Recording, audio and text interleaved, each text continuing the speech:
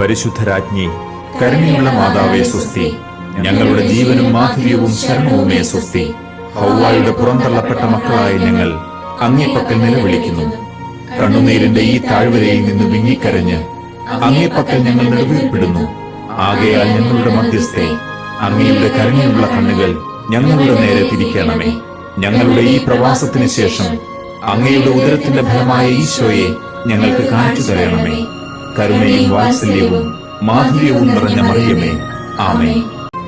പരിശുദ്ധരാജ്ഞി, കരുണയുള്ള മാതാവേ സ്വസ്തി.